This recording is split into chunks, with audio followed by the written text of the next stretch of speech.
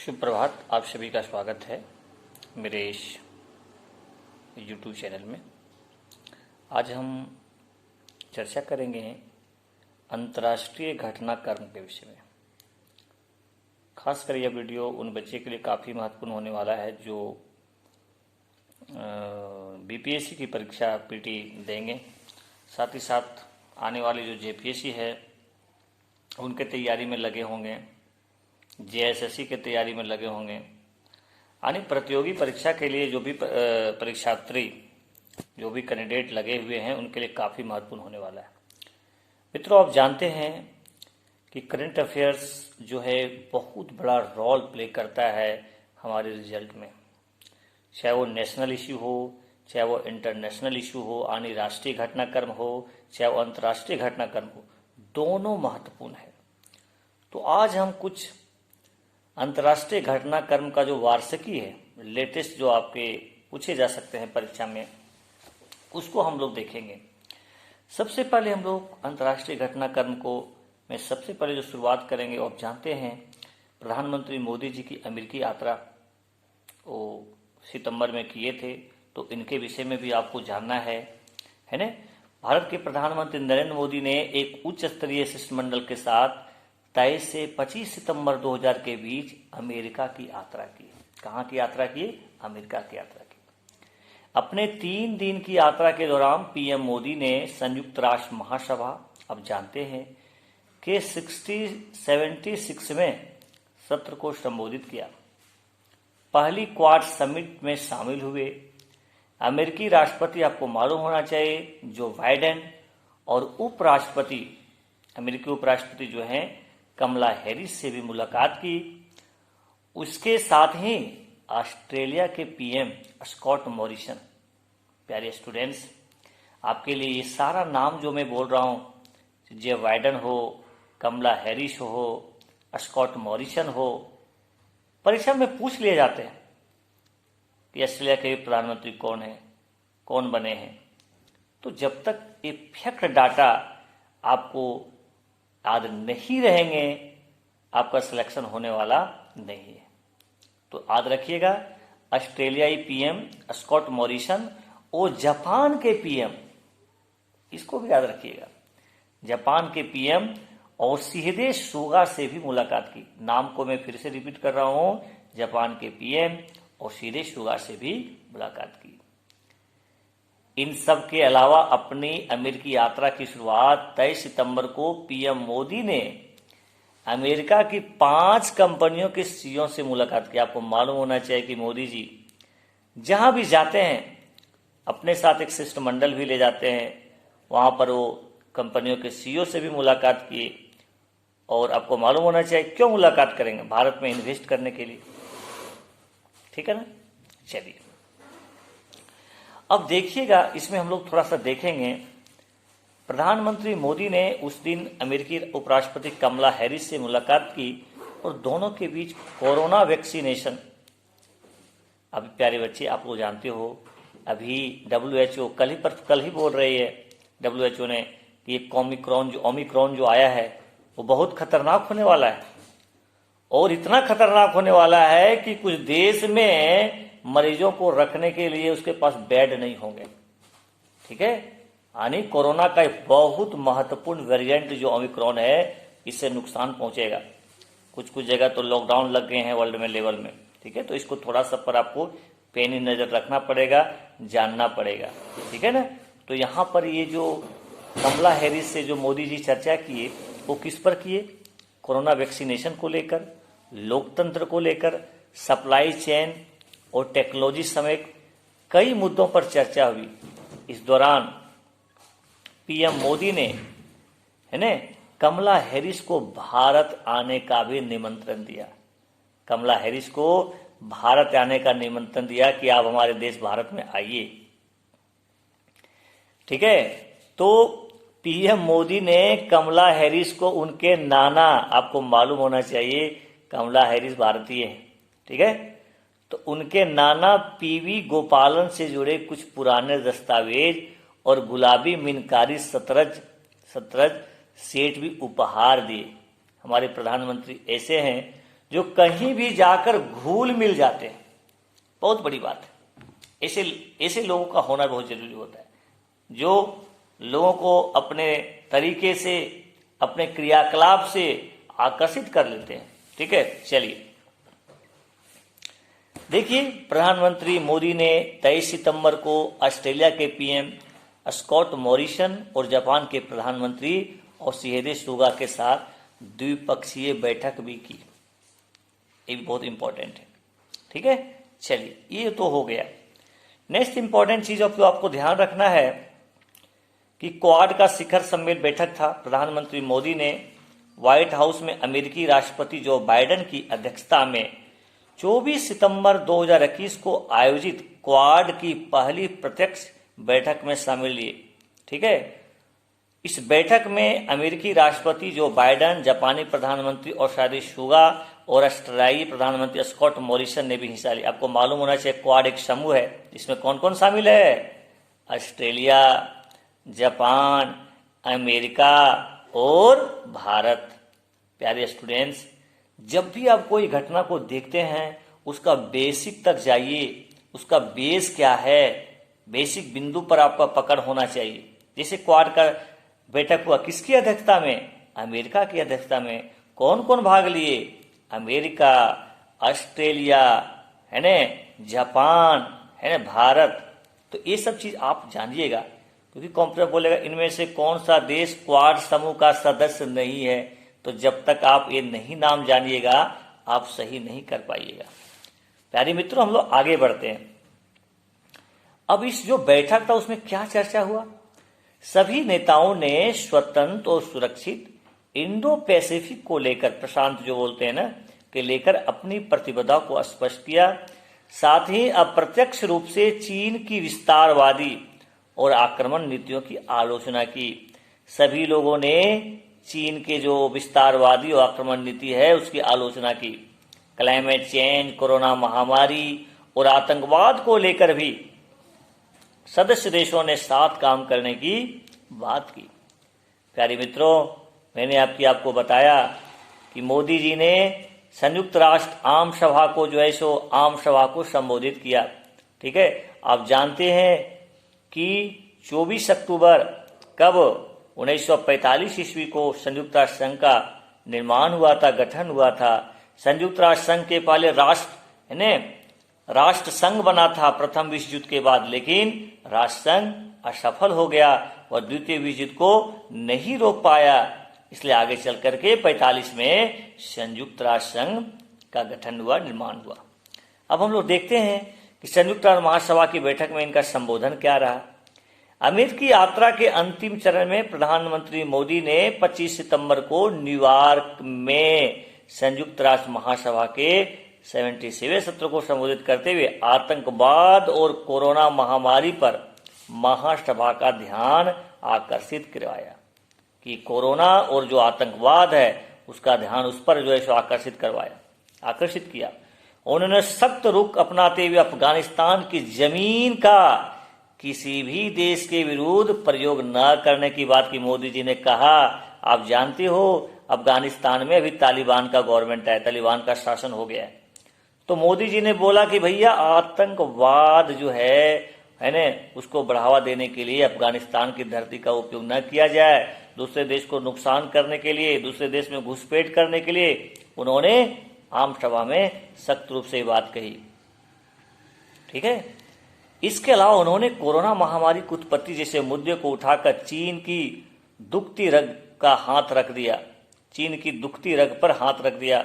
PM Modi ने संयुक्त राष्ट्र के सुधारों पर हो रहे विलंब को लेकर के भी कड़ी प्रतिक्रिया मोदी जी जानते हैं व्यक्त किए, क्योंकि भारत जो है सुरक्षा परिषद का, सिक्योरिटी काउंसिल का एक प्रबल दावेदार है।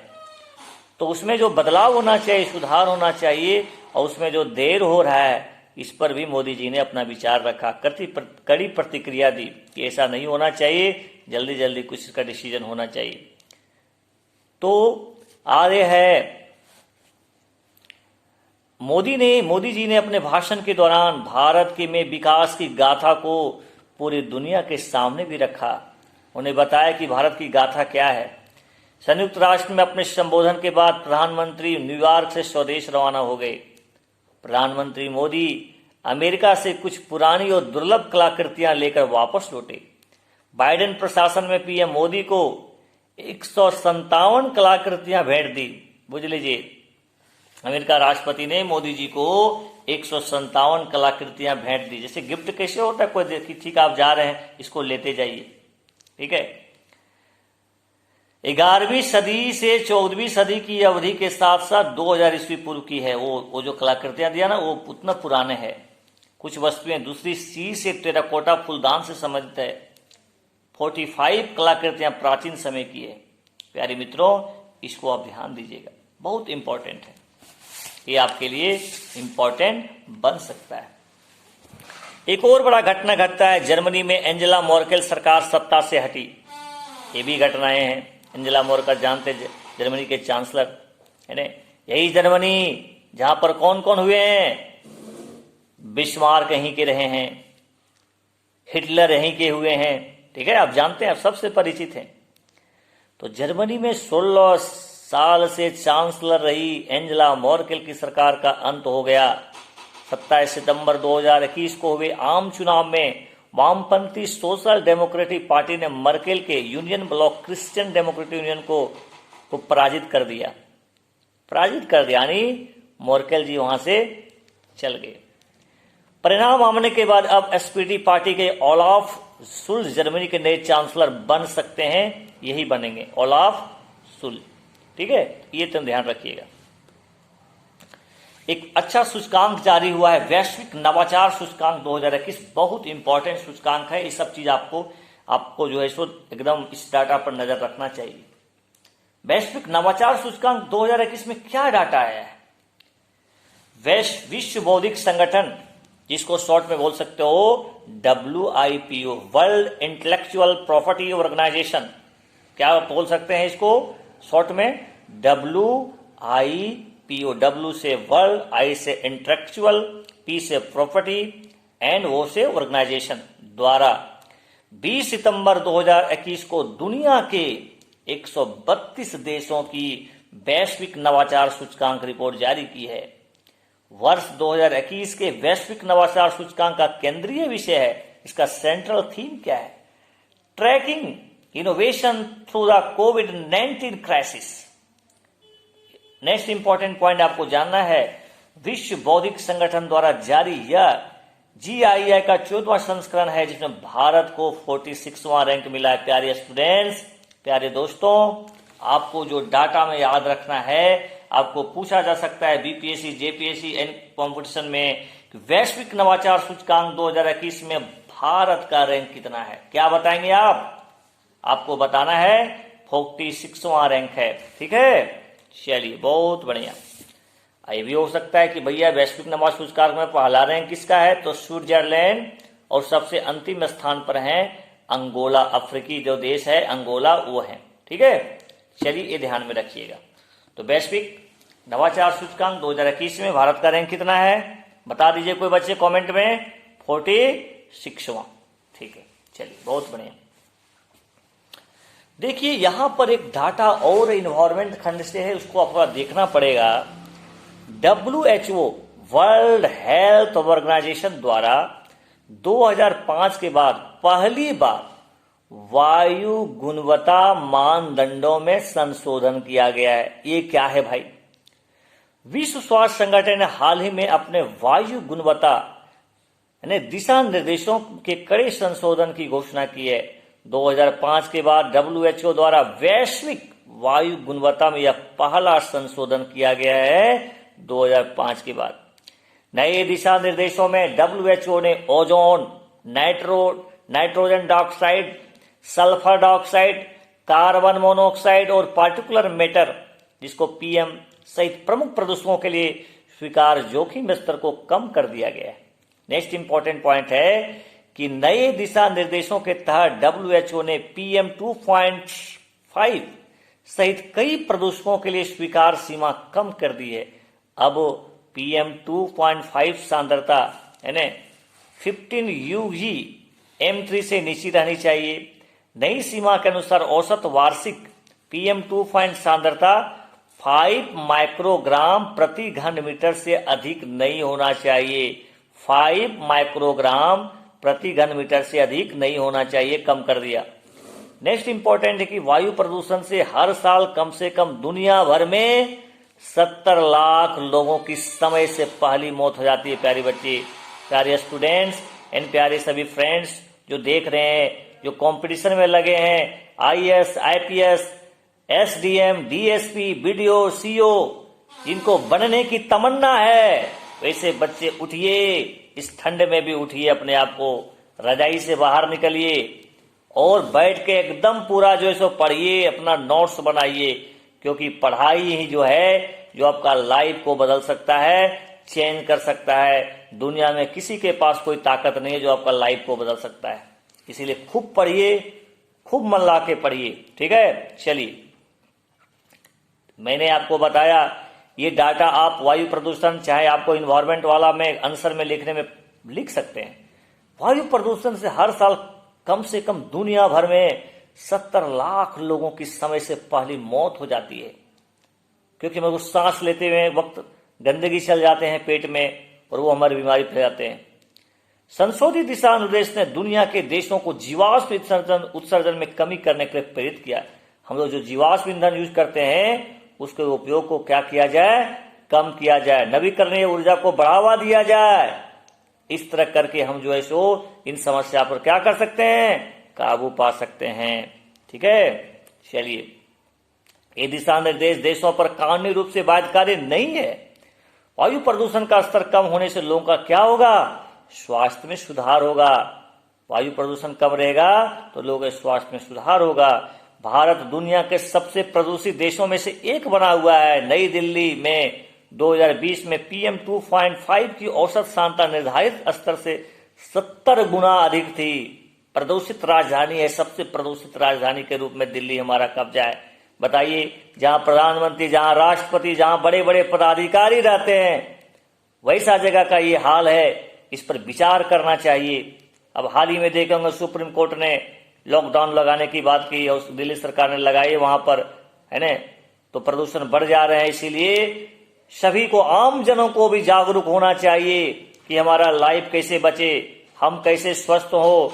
दीपावली में पटाखा का यूज नहीं करें, जितना ज्यादा से ज्यादा हो सकता है गाड़ियों का कम प्रयोग करें, तभी हम समस्या से काबू पा सकते हैं, ठीक है। केवल नियम बना देने से उसका इम्प्लीमेंट नहीं होगा तो सब बेकार है।